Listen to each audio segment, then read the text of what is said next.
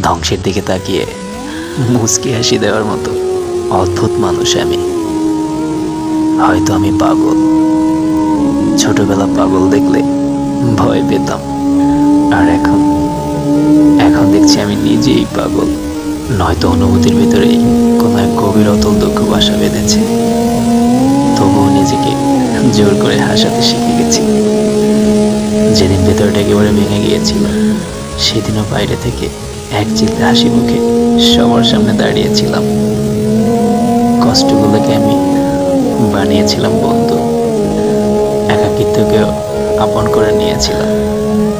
মানুষ ভাবে আমি হয়তো সুখেই আছি, শক্ত, নির্লিপ্ত, কিন্তু তারা জানেই না প্রতিটা সময় এক একটা লড়াই নিজেকে নিজেই বুঝিয়েছি।